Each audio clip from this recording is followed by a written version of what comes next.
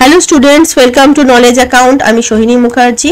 আজকে তোমাদের WP KP ডাব্লিউএসএসসি general সায়েন্সের ক্লাস নাম্বার 11 যেটা লাইভ হয়। আমি এখানে আজকে বিশেষ কারণে আমাদের এখানে রেকর্ডিং দিচ্ছি। ঠিক আছে, চলো প্রথম প্রশ্ন শুরু করছি। নারকেলের যে অংশটি আমরা খাই সেটা কোনটা? ফলের ত্বক, শস্য, বীজপত্র, ভ্রূণ, কোনটা হবে? উত্তর হয়ে যাচ্ছে কি আমাদের শস্য। ঠিক আছে, শস্য কি? ধরো যদি আমরা জিজ্ঞাসা করে যে আমের কোন অংশ খাই, আমের হচ্ছে আমরা যে মেসোকার্প বলে যে পার্টটা রয়েছে সেটা আমরা খাই। যদি আমাদের জিজ্ঞাসা করে নারকেল যেমন শস্য, যদি জিজ্ঞাসা করে যে আপেলের কোনটা, আপেল হলে আমরা বলবো আপেলে যে থ্যালামাস পার্টটা থাকে, ওটা খায়। তারপর লিচুর হচ্ছে এরিল পার্টটা যেটা সে হাত খাই, বেদানার হচ্ছে রসালো বীজোত্তক যে পার্টটা সেটা খাই। তো এগুলো একবার চোখ বুলিয়ে নেবে। নেক্সট কোয়েশ্চেন আসছে একটি ব্রায়োফাইট যেটা থাকছে বা মস হয়, এদের দেহজ অংশটা যে গঠনকে উপস্থাপিত করে সেটা কোনটা? রেণুধর বা স্পোরোফাইট অংশ, লিঙ্গধর বা গ্যামেটোফাইট অংশ, রেণুধর বা লিঙ্গধর, কোনটা? এই দুটো অপশন একসঙ্গে চলে এসছে, দুটো মানে কোনোটি নয়, দুটো ধরে নেওয়া হচ্ছে কোনোটি নয়। ঠিক আছে, কোনটা হবে উত্তর? দেখো তোমরা একটা ছবি দিচ্ছি আমি, এখানে উত্তর হবে লিঙ্গধর। কারণ হচ্ছে যে ব্রায়োফাইট যেমন ধরে নাও এদের জীবনচক্রে কটা প্রজন্ম থাকে? দুটো প্রজন্ম থাকে। একটা হচ্ছে গ্যামেটোফাইট, যেটাকে এই যে গ্যামেটোফাইট মানে হচ্ছে লিঙ্গধর প্রজন্ম, আর একটা হচ্ছে স্পোরোফাইট মানে হচ্ছে যেটাকে আমরা বলি হচ্ছে রেণুধর। ঠিক আছে, প্রজন্ম স্পোরোফাইট। এবার ব্রায়োফাইটের মধ্যে সব থেকে ডমিনেন্ট পার্ট হচ্ছে এই গ্যামেটোফাইট অংশটা বা দেহজ অংশটা, আর স্পোরোফাইট হচ্ছে ছোট, যেটা গ্যামেটোফাইটের ওপরে থাকে এবং উনি খুব ছোট টাইপের, তাই জন্য এটা লিঙ্গধরটাই মেন। আমাদের যে একটু বলে নিচ্ছি, WBSSC group C group D যে যদি কম্বো ব্যাচ কেউ নিতে চাও তাহলে 890 টাকায় তোমরা পাবে। এছাড়া এটা আলাদা করে গ্রুপ সির একটা ব্যাচ আছে, গ্রুপ ডি এরও ব্যাচ ছিল। আচ্ছা, আর WBSSC group C group D যে প্র্যাকটিস ব্যাচ আছে, যেখানে শুধুমাত্র আমাদের রেগুলারলি এমসিকিউ প্র্যাকটিস করানো হচ্ছে সব ক্লাসের সব সাবজেক্টের জন্য, সেটাও তোমরা কিন্তু 399 এ নিতে পারছো। পিডিএফ থাকছে, সমস্ত কিছু থাকছে। যারা লাইভ পারবে না, রেকর্ডিং ক্লাসেরও একটা সুবিধা থাকছে। পিএসসি ক্লার্কশিপের জন্য মেইন যেটা ডেসক্রিপটিভ ব্যাচ স্যার তোমাদের অলরেডি অ্যানাউন্স করছে, যেখানে আমাদের এক্সাম নেওয়া হয় এবং খাতাও দেখা হচ্ছে, সেটাও কিন্তু শুরু হয়ে গেছে। এছাড়া যদি কেউ পুরোপুরি ব্যাচটা নিতে চাও তাহলে ডাব্লিউপিএসসি ক্লার্কশিপেরও একটা অপশন আমাদের কাছে থাকছে। ডাব্লিউপিএসআই এর মেইন ব্যাচ যেটা, যেখানে তোমার লাইভ প্লাস রেকর্ডেড ক্লাস থাকছে, model question paper, answering writing tips পাচ্ছ, এছাড়া জিকে পিডিএফ নোট, এগুলো কিন্তু তোমরা মাত্র 750 টাকাতে পাচ্ছ। 24 অক্টোবর থেকে ক্লাস স্টার্ট হয়েছে। পরিবর্তন ব্যাচ হচ্ছে আমাদের পুলিশ স্পেসিফিক ব্যাচ, যেটা পুলিশের এক্সামের জন্য, বা ডাব্লিউপি কেপিটা হচ্ছে পুলিশের এক্সামের জন্য যে এমসিকিউ প্র্যাকটিসের জন্য যে ব্যাচটা স্টার্ট হয়েছে, এটা হচ্ছে আমাদের ব্যাচ স্পেসিফিক। রেলওয়ের জন্য আমাদের বুলেট ব্যাচ আছে, যেটা রেলওয়েকে কেন্দ্র করে বুলেট এবং রেলওয়ে গ্রুপ ডি এই দুটো ব্যাচ রয়েছে। দুটোই তোমরা যার যেটা সুবিধা দেখে অ্যাপে দেখে তোমরা নিতে পারো। যদি কেউ রেলের শুধু সায়েন্সটা পড়তে চাও, সায়েন্স স্পেসিফিক, যেখানে প্রচুর পরিমাণে নিউমারিক্যালস, প্রতিটা চ্যাপ্টার ধরিয়ে আমি এখানে নিউমারিক্যাল করিয়েছি, ফিজিক্সেরও করিয়েছি, কেমিস্ট্রিরও করিয়েছি, লাইটের, তোমার কারেন্ট, ইলেকট্রিসিটি, তোমার যে হিট অ্যান্ড টেম্পারেচার, যা যা নিউমারিক্যালস আছে সব তোমরা এই পরমাণু ব্যাচে পাবে। কারণ নিউমারিক্যালস বা রেলের যে স্পেসিফিক কোয়েশ্চেন থাকে, সেখানে কোনো কোয়েশ্চেন থাকে বা ডাউট থাকে, তোমরা এই ব্যাচটা একবার দেখতে পারো যদি কারো মনে হয়। ঠিক আছে, চলো তাহলে এই নলেজ এখন অ্যাপটা অফিসিয়ালটা ডাউনলোড করবে, আর উপরে যে নাম্বারটা রয়েছে এখানে একবার কন্ট্যাক্ট করে নেবে। চলে আসছে আমরা নেক্সট কোয়েশ্চেনে। মূল কাণ্ড পাতায় বিন্যস্ত নয় এমন উদ্ভিদ দেহকে আমরা কি বলি? দেখো, আমাদের যে উদ্ভিদ দেহ থাকছে, উদ্ভিদ দেহটাকে আমরা দুটো ভাগে ভাগ করতে পারি। একটাকে আমরা বলি হচ্ছে সপুষ্পক, আর একটাকে আমরা বলি হচ্ছে অপুষ্পক, মানে যাতে ফুল হয় না।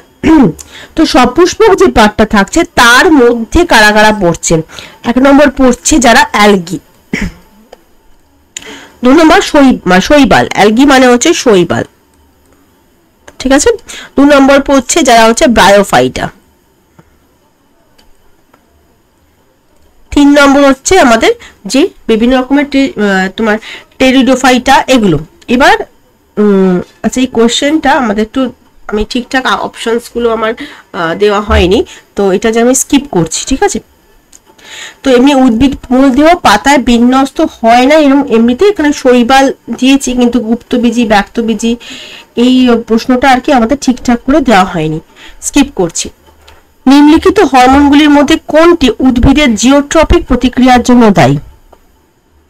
জিওট্রপিক মানে হচ্ছে জিওট্রপিক দুরকম হতে পারে, একটা হয়ে যাচ্ছে আমার পজিটিভলি জিওট্রপিক, আর একটা হচ্ছে আমার নেগেটিভলি জিওট্রপিক, মানে অভিকর্ষে অনুকূলবর্তী, অভিকর্ষে প্রতিকূলবর্তী। কোনটা হবে? অবশ্যই করে অক্সিন হয়ে যাবে। অ্যাবসাইসিক অ্যাসিড আমরা যাকে বলছি হচ্ছে ABA, একে আর একটা নাম বলা হয় অ্যান্টি জিব্বারেলিন। জিব্বারেলিনের অপোজিট কাজ করে অ্যান্টি জিব্বারেলিন, এবং এর কাজ কি? এ হচ্ছে আমাদের প্রতিরোধক বা আমরা একে ইনহিবিটরি কাজ করে, মানে বৃদ্ধিতে বাধা দেয় বা অঙ্কুরোদ্গম হতে বাধা দেয়। জিব্বারেলিন কি কাজ করে? অঙ্কুরিত হতে সাহায্য করে। সাইটোকাইনিন হচ্ছে কোষ বিভাজনে সাহায্য করে। উত্তর কি হবে আমাদের? অক্সিন। ঘনত্বের একক কি? ঘনত্বের একক হচ্ছে আমাদের, ঘনত্বের একক হচ্ছে কি? ঘনত্ব মানে কি? ভর বাই আয়তন, তাই তো? ভর বাই আয়তন, এইটুকু স্পেসিফিক আমরা জানলেই পারবো। ভরের একক কি? অবশ্যই করে হচ্ছে গ্রাম। আয়তনে হয়ে যাচ্ছে কি? Centimetre cube. তাহলে এখানে উত্তর হয়ে যাচ্ছে আমাদের কি? অপশন সি, ভর বাই আয়তন। চলে আসি নেক্সট কোয়েশ্চেন। ঘাত বৃদ্ধির নীতি আমরা নিচে কোন সূত্র থেকে পাচ্ছি? ঘাত বৃদ্ধির নীতি কি হবে?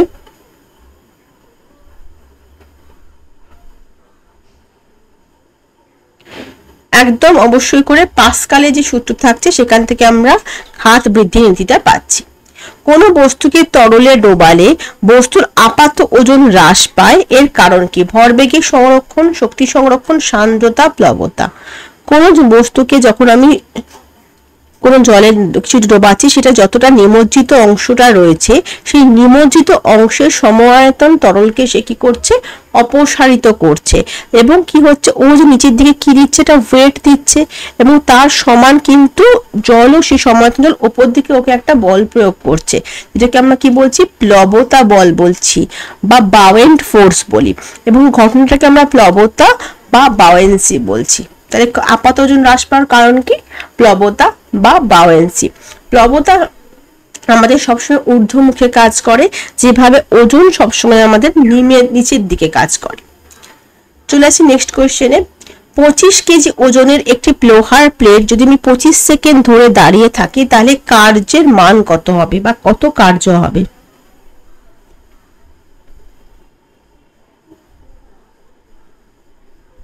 কি কার্য হবে? একটা দেখো, এখানে কিন্তু আমাদের কোনো মতেই আমাদের এমনি কার্যের মানে কি? W ইজ ইকুয়ালস টু, কার্য মানে হচ্ছে F ইন্টু S, মানে প্রযুক্ত বল ইন্টু বলের প্রভাবে যে স্মরণ ঘটছে সেটা। এখানে প্রযুক্ত বল মানে কি? F ইজ ইকুয়ালস টু মানে কি? বল আমরা বোঝাই কি? M ইন্টু A, মানে ভর ইন্টু বস্তুতে সৃষ্ট ত্বরণ ইন্টু স্মরণ। আচ্ছা, স্মরণ কত হচ্ছে? এখানে তো কোনো নড়ছে না, ধরে দাঁড়িয়ে আছে, মানে স্মরণ শূন্য। তাহলে যদি যে কোনো একটা শূন্য হয়, তাহলে কার্য কত হবে? শূন্য। কোনো কার্যই হচ্ছে না, তাই না? তাহলে কি হয়ে যাবে? উত্তর হয়ে যাবে আমাদের শূন্য। আচ্ছা, এখানে 1 জুলের কাছে দাগটা পড়ে গেছে, কিন্তু কোনো কার্য হবে না, বুঝতেই পারছো, যেহেতু কোনো স্মরণ হচ্ছে না। কার্য আমাদের কার্য আমাদের শূন্য দুরকম ভাবে হতে পারে। শূন্য একটা হতে পারে যদি আমার স্মরণ বা ডিসপ্লেসমেন্টটা যদি শূন্য হয়, আর একটা হচ্ছে যদি আমার প্রযুক্ত বল এবং স্মরণের অভিমুখ, প্রযুক্ত বল এবং স্মরণের অভিমুখ যদি আমার পরস্পরের মধ্যে 90 ডিগ্রি কোণ করে থাকে বা লম্ব হয়, সেক্ষেত্রেও কিন্তু W is equals to F cos 90 degree into S, cos 90 degree value হচ্ছে 0, তাহলে F ইন্টু 0 ইন্টু S, মানে তখনও কিন্তু কার্য শূন্য হবে। নেক্সট কোশ্চেনে আসছি। কোন বস্তু জলে 60% ডুবন্ত অবস্থায় ভাসলে বস্তুর ঘনত্ব কতটা হবে? বস্তুর ঘনত্ব কতটা হবে?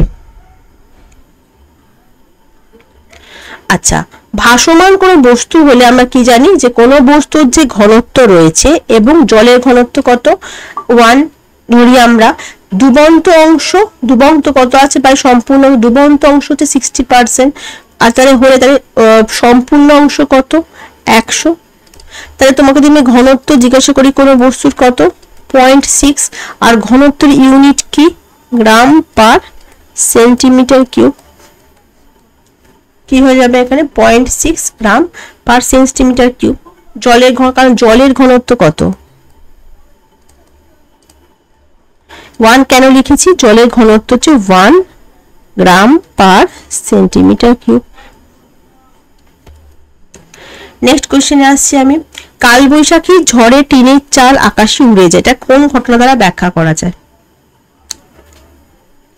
অবশ্যই করে এটা বার্নৌলির যে সূত্র রয়েছে সেটা দ্বারা ব্যাখ্যা করা যায়। একটা জিনিস দেখো, আর্কিমিডিসের প্রিন্সিপাল কি করে, ভাসমানতা বা জলে যে ভাসমান যে কোনো হচ্ছে সেইটার বা ভাসনের সূত্রকে বোঝায়। নিউটনের দ্বিতীয় সূত্র যেটা থাকে সেটা বল এবং ত্বরণের মধ্যে সম্পর্ক বা বলের মানটাকে আমাকে বা বলের সংজ্ঞাটাকে দেয়। বার্নৌলির থিওরেম যেটা থাকে সেটা তরল এবং বায়ুচাপের মধ্যে পরিবর্তন ব্যাখ্যা করে। টরিসেলের থিওরেম আমাদের তরল নির্গমনের বেগ নির্ণয় করে। আচ্ছা, আমি এখানে মনে রাখবে আর্কিমিডিসের সূত্র দিয়ে কি কি আমরা মাপতে পারি। 1 নম্বর হচ্ছে যে জাহাজ যখন জলে ভাসছে সেই থিওরিটাকে আমরা মানে বলতে পারি। 2 নম্বর হচ্ছে সাবমেরিন যে ওঠানামা করছে, সাবমেরিনের যে ওঠানামা সেটা এই আর্কিমিডিসের সূত্র দ্বারা বোঝানো যায়। 3 নম্বর খুব ইম্পর্ট্যান্ট একটা, যে হাইগ্রোমিটার দিয়ে জলের ঘনত্ব মাপা বা ল্যাক্টোমিটার দিয়ে দুধের ঘনত্ব মাপা, এগুলোকে বোঝা যায়। নিউটনের দ্বিতীয় সূত্র দিয়ে আমরা কি বলছি, যে ভরবেগ যে সূত্রটা, যে বল দিয়ে ক্রিকেটার যখন বল দিয়ে হাত ধরে হাতটাকে পিছিয়ে দেয় একটুখানি, ট্রাক মানে এই যে গাড়ি চলার সময় বেশি বল প্রয়োগ করে ইঞ্জিনের গতি বাড়ে, এই ব্যাপারগুলো। বার্নৌলির তত্ত্ব দিয়ে আমরা বলছি যে বিমান যখন আকাশে উঠছে, বিমানের আকাশে ওরা 1 নম্বর। 2 নম্বর হচ্ছে ঝড় হলে তার ছাদটা উড়ে যায়, এটা একটা। 3 নম্বর খুব ইম্পর্টেন্ট যেটা স্প্রে বটল, যেটা স্প্রে, এটাও প্রশ্ন আসে অনেক সময়, যে স্প্রে বটল বা কার্বোরেটরের যে কাজটা সেটাও বার্নৌলির থিওরেম দিয়ে আমরা প্রমাণ করতে পারি। কোন ভিটামিনের অভাবে রক্ত জমাট বাঁধে? একদম হচ্ছে ভিটামিন কে। ঠিক আছে, ভিটামিন কে এর অভাবে রক্ত জমাট বাঁধে। চলো, ভিটামিন এ এর অভাবে আমাদের কি হয়ে যাচ্ছে, ভিটামিন এর অভাবে আমাদের রাতকানা বা জেরপ্থ্যালমিয়া যেটাকে আমরা বলি, বা ফ্রিনোডার্মা। ফ্রিনোডার্মা মানে হচ্ছে স্কিনটা যখন খসখস হয়ে যায় বা টোড স্কিন। ভিটামিন ডি এর অভাবে তোমরা সবাই জানো রিকেট রোগ হয়, রিকেট হয়, তারপর হচ্ছে তোমার অস্টিওম্যালেশিয়া হয়, এই রোগগুলো হচ্ছে। ভিটামিন বি এর অভাবে তো অনেক রকম আছে, vitamin B1, B2, B1 thymine, এরকম অনেক রোগ আছে ভিটামিন তার অভাবে রোগ হয়। নিম্নলিখিত কোন উপাদানটি দাঁতের বিকৃতি বা রোগের সঙ্গে যুক্ত? একদমই ফ্লোরাইন হয়ে যাচ্ছে আনসার, ফ্লোরিন যেটাকে আমরা বলছি। 13 নম্বর কোশ্চেন হচ্ছে, নিম্নলিখিত কোনটি একটি পতঙ্গভুক উদ্ভিদ? ইনসেক্টিভোরস প্ল্যান্ট। স্বর্ণলতা, কলসপত্রী, জবা আর গোলাপ। একদমই কলসপত্রী হবে, কলসপত্রী। এই যে দেখতে এরকম আমরা কলসপত্রীকে বলি। আচ্ছা, এদের কাজ কি, নিজেদের খাদ্যের জন্য পতঙ্গভুক মানে পতঙ্গ ধরে ধরে খায়। মনে রাখবে যে এরা কোন ধরনের এতেও জন্মায়, তোমার মাটিতে জন্মায় যেখানে নাইট্রোজেনটা কম পাওয়া যায়, মানে নাইট্রোজেন ঘাটতি সম্পন্ন কোনো জায়গাতে এরা জন্মায়। তাই জন্য এদের দেহে নাইট্রোজেনের অভাব পূরণ করার জন্য এরা পতঙ্গ ধরে খায়। কিন্তু এদের মধ্যে কিন্তু স্বাভাবিক যে সালোক সংশ্লেষ প্রক্রিয়া সেটা কিন্তু সংঘটিত হয়, সালোক সংশ্লেষ কিন্তু এর মধ্যে হয়। এছাড়া পাতা ঝাঁঝি, মানে কলসপতি আরো নাম আছে, সানডিউ, অনেক রকম নাম আছে, সূর্য শিশির। ওকে, চলো নেক্সট কোশ্চেন যাচ্ছি আমি। মুলির মাধ্যমে জলের শোষণের হার কিভাবে মানে বাড়ানো যায়? মূলের মাধ্যমে উত্তর হয়ে যাচ্ছে আমাদের কি, গাছকে পাখার নিচে যদি রাখি, যদি আমরা গাছকে পাখার নিচে রাখি তাহলে কি হয়ে যাবে, যদি পাখার নিচে রাখি তাহলে আমাদের জলের যে ট্রান্সপিরেশন বা বাষ্প মোচন, ট্রান্সপিরেশন যে রেট থাকছে সেটা বেড়ে যাবে।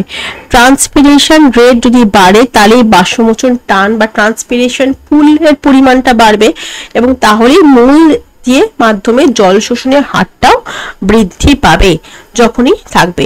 এগুলো হচ্ছে যেমন বাষ্পমোচনের হার যে বৃদ্ধি বা বাষ্পমোচন কার উপর নির্ভর করে যে মানে প্রভাবকগুলো থাকছে, তার মধ্যে এটা হচ্ছে একটা। চলে আসি নেক্সট কোয়েশ্চেন, রেশম কীট বা সিল্কওয়ার্ম কোন পাতায় খাদ্য হিসেবে নির্ভর করে, কোন পাতার উপর? উত্তর হয়ে যাচ্ছে আমাদের কি মালবেরি লিভস বা তুঁত গাছের পাতা। আচ্ছা, এটা আমরা মনে রাখবো যে রেশম কীট বা সিল্কওয়ার্ম এটা চাষকে আমরা কি বলবো, এটা চাষকে আমরা বলবো, সেখানে মধ্যে আমি দিয়েছি, হ্যাঁ একটু দিয়েছি। এপিকালচার মানে হচ্ছে আমরা আমাদের সেরিকালচার মানে হচ্ছে রেশম পোকার চাষ বা রেশম চাষ, যেটা মালবেরি গাছের পাতা খাওয়ানো হয়। পিসিকালচার মানে হচ্ছে মাছ চাষ। এপিকালচার মানে হচ্ছে মৌমাছি চাষ বা মৌ চাষ। আর হর্টিকালচার মানে হচ্ছে ফল ফুল সবজি শৌখিন উদ্ভিদের চাষ। আচ্ছা, অনেক সময় জিজ্ঞাসা করে যদি জলজ জীবের চাষ বলে, দ্যাট ইজ অ্যাকুয়াকালচার, জলজ জীবের চাষটাকে। আর একটাকে আমরা বলি হচ্ছে ফল চাষ, সেটাকে আমরা কিন্তু ফ্রুট কালচার এরকম কিছু বলি না, আমরা বলি পোমোলজি বা ফল সংক্রান্ত বিষয়ে ধর্মগ্রন্থ পড়াশোনাকে আমরা বলছি। অ্যাকুয়াকালচার হলো, আচ্ছা ফ্লোরিকালচার হচ্ছে ফুলের বাণিজ্যিক চাষ, ফ্লোরিকালচার। আর একটা হয় হচ্ছে ভিটিকালচার, আঙুর চাষকে আমরা ভিটিকালচার বলছি।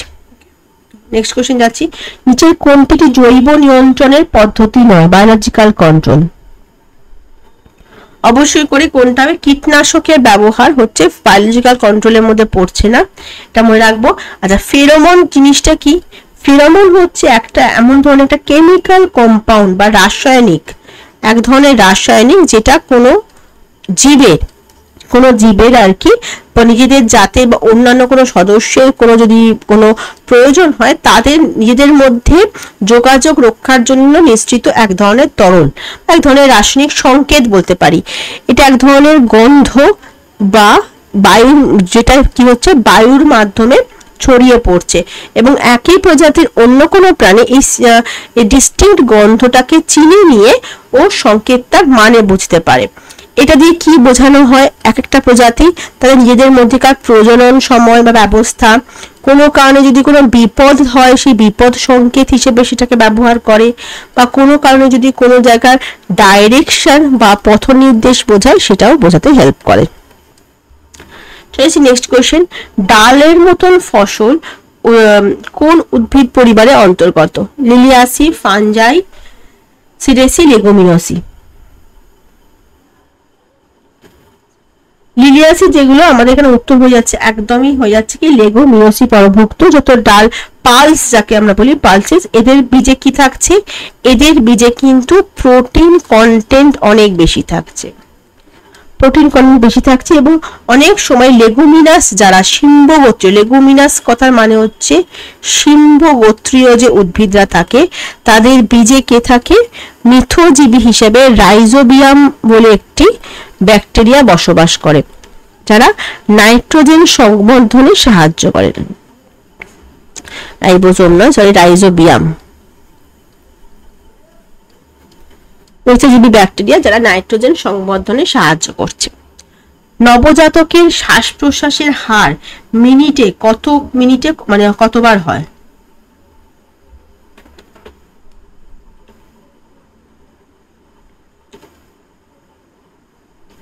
নবজাতকের শ্বাস প্রশ্বাসের হার মিনিটে কতবার হয়?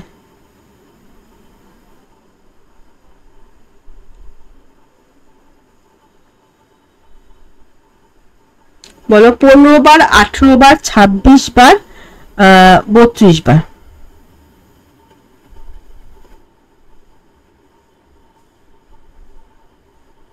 আচ্ছা, নবজাতক তখন হয়, তখন একটু বেশির দিকে হয়, ঠিক আছে, বেশির দিকে হয়, মোটামুটি 30-এর বেশি হয়, যেগুলো এখানে যেহেতু অপশনগুলোর মধ্যে তোমার 30 থেকে মানে 32-এর বেশি আর নেই, তাই জন্য আমরা মোটামুটি 30 থেকে 40 বলবো। যখন জেগে থাকে, ঘুমোলে মোটামুটি তোমার 30 থেকে 40 এরকম হয়, যখন ঘুমোয় তখন মানে মানে যখন জেগে থাকে তখন আর একটু বেশি হয়, যখন ঘুমায় তখন 30 থেকে 40 পার মিনিট ব্রিথস পার মিনিট এরকম হয়।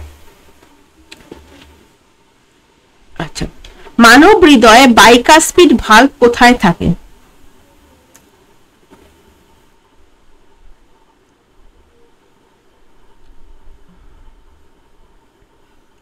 মানব হৃদয়ে কোথায় থাকে? বাইকাসপিডটা সবসময় বাম অলিন্দ এবং বাম নিলয়ের মধ্যে থাকবে। বাইকাসপিড আমাদের যদি কপাটিকা দেখি, কপাটিকা কি কি রয়েছে? একরকম কপাটিকা রয়েছে দুটো, একটা হচ্ছে বাইকাসপিড, একটা হচ্ছে ট্রাইকাসপিড এক ধরনের, ঠিক আছে। বাইকাসপিড কপাটিকা হচ্ছে কি থাকছে, তোমার যে বাম অলিন্দ থাকছে এবং বাম নিলয় থাকছে, তার মাঝখানে থাকছে বা যেকে আমরা মিট্রাল ভালভ বলি। আর ট্রাইকাসপিড হচ্ছে যেটা তোমার ডান অলিন্দ এবং ডান নিলয়ের মাঝখানে থাকছে। এছাড়া আর একটা থাকে যাকে আমরা বলা হচ্ছে আমাদের মহাধমনী কপাটিকা বা অ্যাওর্টিক ভালভ, ঠিক আছে। বা মহাধমনী কপাটিকা কোথায় থাকছে? আমাদের যে মহাধমনী থাকছে এবং যে আমাদের বাম অলিন্দ থাকছে, সেই বাম অলিন্দের মাঝখানে মহাধমনী কপাটিকা, যেখান থেকে হৃৎপিণ্ডের সারা জায়গায় ভালো রক্তটা ছড়িয়ে পড়ছে। আরেকটি থাকে হচ্ছে আমাদের ফুসফুসীয় কপাটিকা, এখানে 1 নম্বর।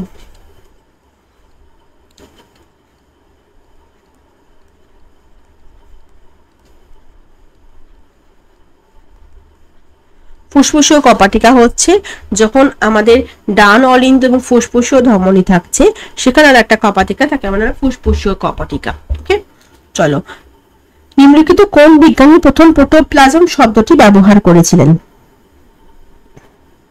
একদম বিজ্ঞানী পার্কিনসনে যাচ্ছে। লিউয়েনহক হচ্ছে প্রথম কি আবিষ্কার করেছেন? প্রথম জীবিত কোষ, প্রথম জীবিত কোষ আবিষ্কার করেছিলেন। এছাড়া উনি শুক্রাণু, তারপর তোমার আরবিসি, তারপর ব্যাকটেরিয়া, এগুলো আবিষ্কার করেছেন। রবার্ট হুক প্রথম আবিষ্কার করেছেন প্রথম কোষ আবিষ্কার করেছেন এবং ওনার লেখা যে বই তার নাম হচ্ছে মাইক্রোগ্রাফিয়া। আর লিউয়েনহকের লেখা যে বইয়ের নাম হচ্ছে আরকানা নাচুরা বা ন্যাচুরা। আর রবার্ট ব্রাউন কি আবিষ্কার করেছিলেন? উনি নিউক্লিয়াস আবিষ্কার করেছিলেন, নিউক্লিয়াস। এবং এই নিউক্লিয়াসের জন্য, এই নিউক্লিয়াসকে আমরা কি বলতে পারি? 1 নম্বর বলতে পারি হচ্ছে commander of cells, of cell বা কোষের কর্তা, বলতে পারি ব্রেইন অফ দ্য সেল বা কোষের মস্তিষ্ক অফ সেল। নিউক্লিয়াস হচ্ছে খুব ইম্পর্টেন্ট একটা অর্গান আমাদের অর্গানেলি। চলে আসছে 21 নম্বর কোশ্চেনে। ক্যালসিয়াম সালফেট হেমিহাইড্রেট এর পরিচিত নাম কি? ক্যালসিয়াম ব্লিচিং পাউডারের সংকেত কি? CaOClCl বা ক্যালসিয়াম ক্লোরো হাইপোক্লোরাইড। ওকে, আর আমাদের প্লাস্টার অফ প্যারিস হয়ে যাচ্ছে আমাদের ক্যালসিয়াম সালফেট হেমিহাইড্রেটের নাম, যেটা হচ্ছে CaSO4 half H2O, plaster of Paris. একে যদি আমরা গরম করি, আমরা কি করছি? জিপসাম থেকে তৈরি হয়। জিপসাম যদি সংকেত জিজ্ঞাসা করে আমরা কি বলবো? জাস্ট একই জিনিস, ক্যালসিয়াম সালফেট ডাইহাইড্রেট, মানে 2H2O থাকবে, 2 অণু জল থাকবে, ঠিক আছে, 2 অণু জল থাকবে। আচ্ছা, আর একটা এখানে দেখো লেখা আছে স্ল্যাকড লাইম। স্ল্যাকড লাইম মানে কি? যাকে আমরা আর একটা নাম বলতে পারি ক্যালসিয়াম হাইড্রোক্সাইড।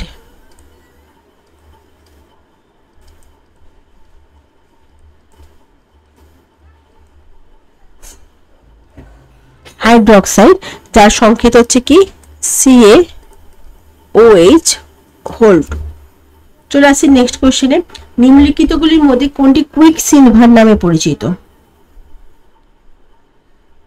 কুইক সিলভার মানে হচ্ছে তোমার পারদকে আমরা কুইক সিলভার বলি। অ্যালুমিনিয়াম, আমাদের সীসা থেকে আমাদের সীসা মানে হচ্ছে লেডের সংকেত হচ্ছে কি? প্লাম্বাম, PB, এটা প্লাম্বাম থেকে এসছে নামটা।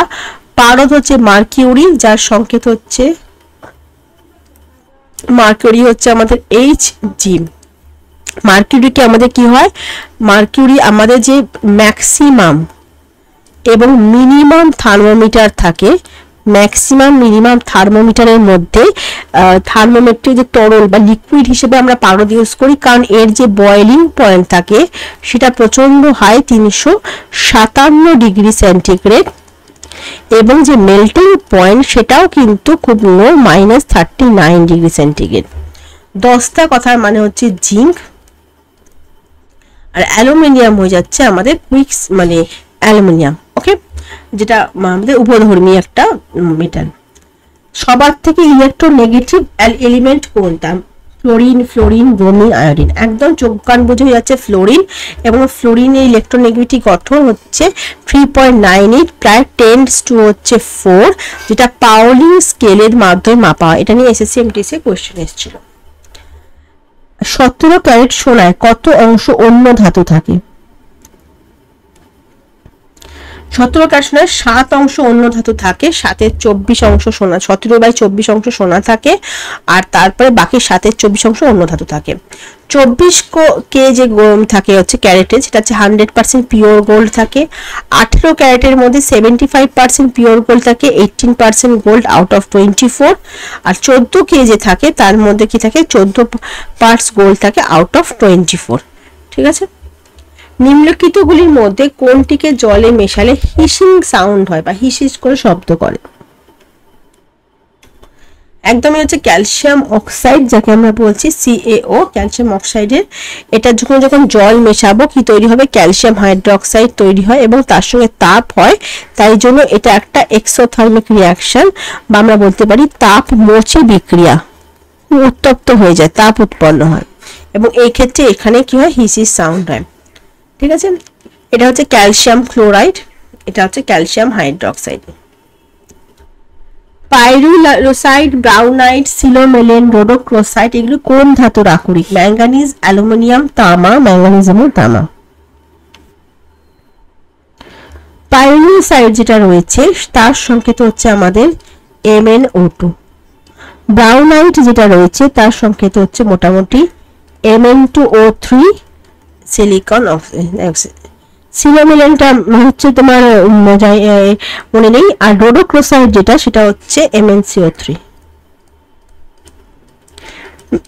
তাহলে আমার মধ্যে সবথেকে কমন কোনটা? অবশ্যই করে ম্যাঙ্গানিজ। তাহলে এটা হচ্ছে কার আকরিক? আমাদের ম্যাঙ্গানিজের আকরিক। ওকে, নেক্সট কোশ্চেন আছে, সূক্ষ্মভাবে কাটা হীরেতে রং দেখা যায় কেন?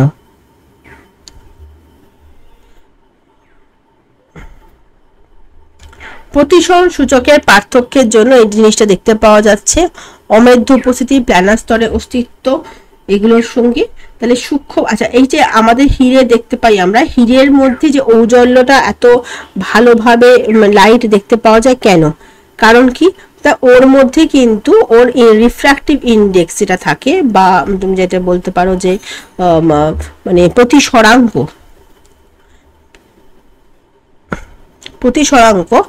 আচ্ছা, এই কোয়েশ্চেনটাও একটু ডাউটফুল কোয়েশ্চেন অ্যাকচুয়ালি, কারণ হচ্ছে যে সূক্ষ্মভাবে কাটা হিরেতে রং দেখা যায়, কারণ এটা কিন্তু যখন কোনো কারণে ওর মধ্যে, আমার প্রশ্নটা শুনে মনে হচ্ছে যদি এখানে উত্তরটা এখানে দেওয়া রয়েছে, বাট যদি কোনো কারণে ইমপিউরিটি থাকে, সেই ইমপিউরিটি থাকলেই কিন্তু তোমার একটু কালারফুল দেখা যায়। যদি একদম পিওর একদম ডায়মন্ড হয়, সেক্ষেত্রে পিওর ডায়মন্ডের ক্ষেত্রে কিন্তু সেটা একদম কালারলেস হবে, মানে শুধু আলোটা রিফ্লেক্ট করবে। কেন রিফ্লেক্ট করে? ওর মধ্যে টোটাল ইন্টারনাল রিফ্লেকশন ঘটে।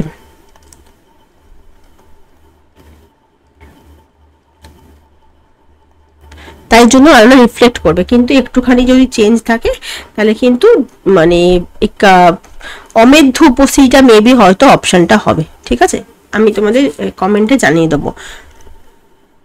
আচ্ছা, গৃহস্থালী রেফ্রিজারেটরে হ্যালোমিথেনের পরিবর্তে কোন অ্যালকিনকে গ্রহণ করা হচ্ছে? গৃহস্থালীর যে রেফ্রিজারেটরে মানে কোন অ্যালকেনকে গ্রহণ করা যায়? Methane, propyne, butane, ethane.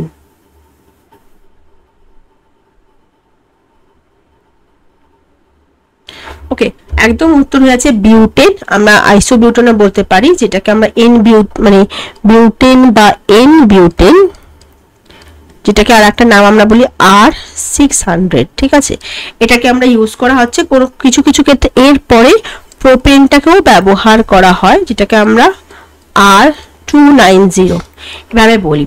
এটাকে আমরা চেঞ্জ করা হচ্ছে।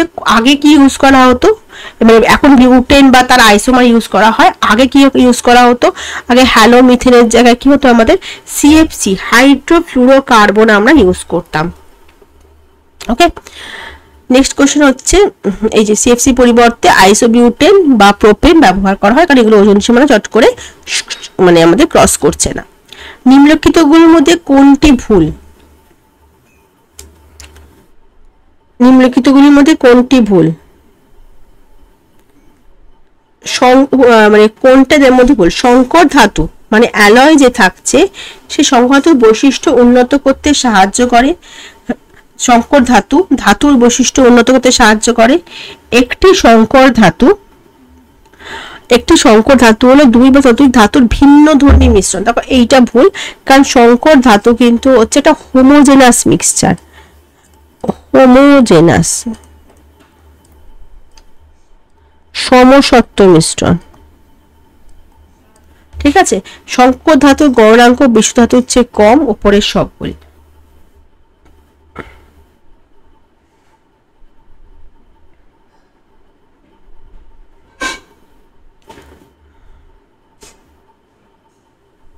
চলো, আচ্ছা,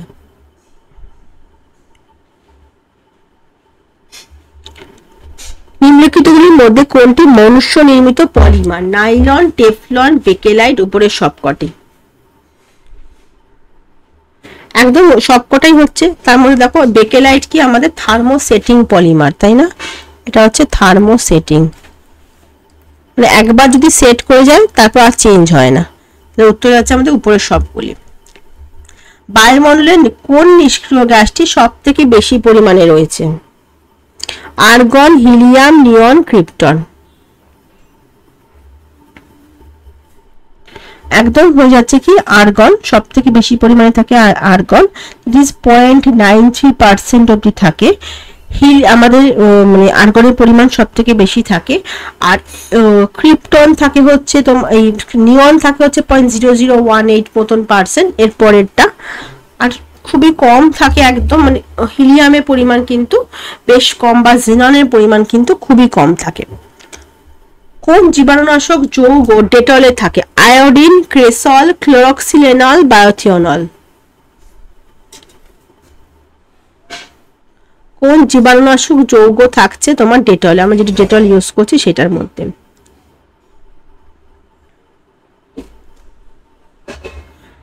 একদম হচ্ছে ক্লোরক্সিলেনল, যেটাকে আমরা বলছি, যেটাই থাকছে হচ্ছে ডেটলের মধ্যে। আর ক্লোরক্সিলেনল যেটাকে একটা অ্যান্টিসেপটিক কম্পাউন্ড আমরা বলবো, দ্যাট ইজ অ্যান্টিসেপটিক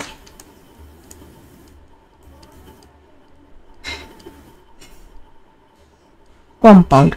ঠিক আছে, চলো, এছাড়া থাকে পাইন অয়েল থাকে, আইসোপ্রোপানল থাকে, ক্যাস্টর অয়েল থাকে, এগুলো থাকে।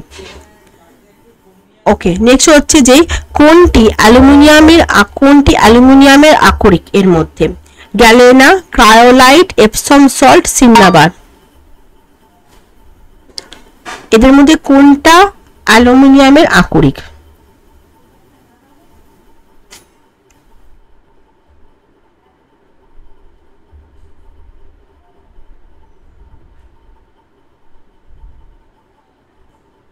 বলো। একদম উত্তর হয়ে যাচ্ছে কি আমাদের ক্রায়োলাইট, তাই না? ক্রায়োলাইট হচ্ছে অ্যালুমিনিয়াম আকরিক। সিন্নাবার যেটা থাকছে সেটা কোথা থেকে? মার্কিউরি সালফাইড থেকে পাওয়া হচ্ছে, মার্কিউরি সালফাইড। ঠিক আছে, গ্যালেনা যেটা থাকছে সেটা কি? Natural mineral form of lead sulphide.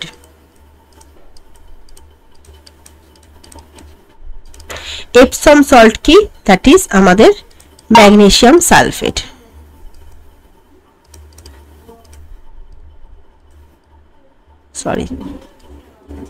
Magnesium sulphate. Okay, তাহলে আমাদের এপসম সল্ট সংকেত যদি আমি একটু বলে দিচ্ছি, সংকেতটা that is MgSO4 dot 7H2O। এই হচ্ছে আমাদের যে ক্যারিনা হচ্ছে PbS লেড সালফাইড। ওকে, আর অ্যালুমিনিয়ামে আর একটা কি খুব ভালো, যেটা তোমার সিন নাম্বারটা বলে দিই, সিন নাম্বার কোথায় গেল, মার্কিউরিক সালফাইড মানে হচ্ছে HgS। আচ্ছা, আমাদের অ্যালুমিনিয়ামের সব থেকে ভালো যেটা সেটা কোনটা, that is called as the যাকে আমরা বলি হচ্ছে বক্সাইট।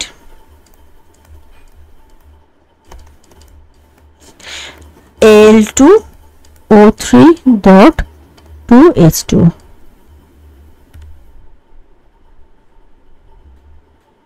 আচ্ছা, ক্রায়োলাইট হচ্ছে NaLF6 আর কি, Na2AlF6, এই যে দিয়ে দিয়েছি Na3AlF6, অ্যালুমিনিয়ামের গুরুত্বপূর্ণ আকরিক। সোডিয়াম বাইকার্বনেটের প্রচলিত নাম কি? সোডিয়াম বাইকার্বনেটের প্রচলিত নাম কি? একদম হয়ে আছে কি বেকিং সোডা। বেকিং সোডার সংকেত কি? সোডিয়াম বাইকার্বনেট বা সোডিয়াম হাইড্রোজেন কার্বনেট। এটা রান্না, তারপর ক্ষারতা কমানো, কোনো কারণে বেসিডিটি কমানো, এসব পরিষ্কারের কাজে ব্যবহার করা হচ্ছে। প্লাস্টার অফ প্যারিস তো বলে দিয়েছি। ওয়াশিং পাউডার বা ওয়াশিং সোডা কোনটা? ওয়াশিং সোডা হচ্ছে আমাদের Na2CO3 বা সোডিয়াম কার্বনেট। আর বেকিং সোডার সঙ্গে যদি আমরা টার্টারিক অ্যাসিড মেশাই বা ক্রিম অফ টার্টার মেশানো হয়, তাহলে সেটা কি হয়ে যাবে? বেকিং পাউডার হয়ে যাবে। এইটুকু পাউডার আর বেকিং সোডার মধ্যে আমাদের ডিফারেন্স। নিম্নলিখিতগুলির মধ্যে কোনটি জলের অণুর ডাইপোল গতির নীতিতে কাজ করে? উত্তর হয়ে যাচ্ছে কি আমাদের মাইক্রোওয়েভ ওভেন।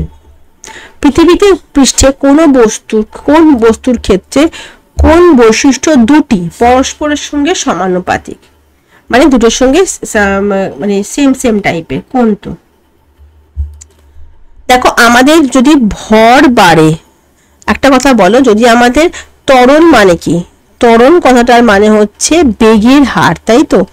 বেগের হার বা বলতে পারি হচ্ছে বেগ বাই সময়। আর বেগ কার উপর ডিপেন্ড করছে? সরণের উপর, মানে হচ্ছে সরণের হার বাই সময়। এখানে কোনোভাবেই তো ভরটা ডিপেন্ড করছে না, ভরের উপর তো নির্ভর করছে না, এটা বাদ গেল। ভর এবং ওজন, ভর মানে হচ্ছে m, আচ্ছা ওজন বা ভার মানে হচ্ছে কত? ভর ইনটু অভিকর্ষজ ত্বরণ। তার মানে যদি আমার ভর বৃদ্ধি পায় সাইমেন্টেনিয়াসলি, আমার কিন্তু ওয়েটও বৃদ্ধি পাবে, মানে ভরের সঙ্গে ওজনের সম্পর্ক হচ্ছে আমার সমানুপাতিক। উত্তর হয়ে যাচ্ছে আমার কি? Option B. ঠিক আছে। পদার্থবিজ্ঞানের কোন শাখাটি তাপমাত্রা, শক্তি এবং কার্যের সম্পর্ক নিয়ে আলোচনা করে?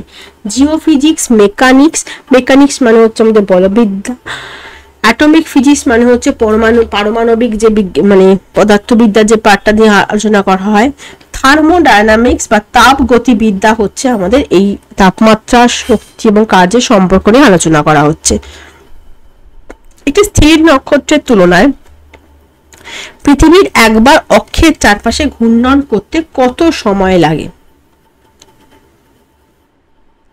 স্থির নক্ষত্রের তুলনায় পৃথিবীর চারপাশে একবার পুরো ঘূর্ণন করতে কত সময় লাগে? সিডারাল ডে, সোলার ডে, শেক, ট্রপিক্যাল ইয়ার।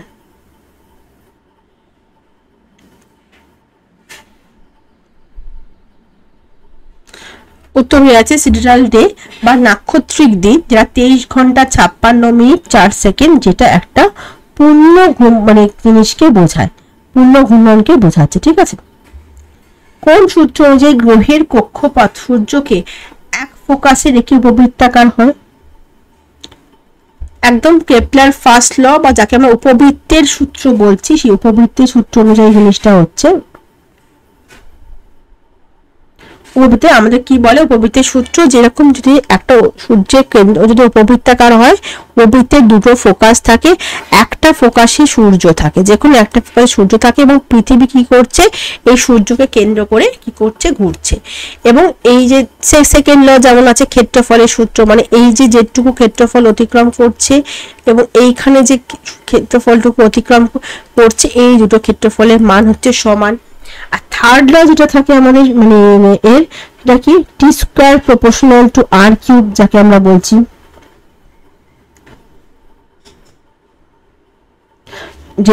যে পর্যায়কাল কার সঙ্গে সমানুপাতিক, এর উপবৃত্তের যে ব্যাস থাকছে তার সঙ্গে সমানুপাতিক, সময়ের বর্গ কক্ষপথে সঙ্গে মানে ঘনের সঙ্গে সমানুপাতিক, T square proportional to R cube. এটা হচ্ছে কেপলারের থার্ড ল। ফার্স্ট ল হচ্ছে উপবৃত্তের সূত্র, সেকেন্ড ল হচ্ছে ক্ষেত্রফলের সূত্র।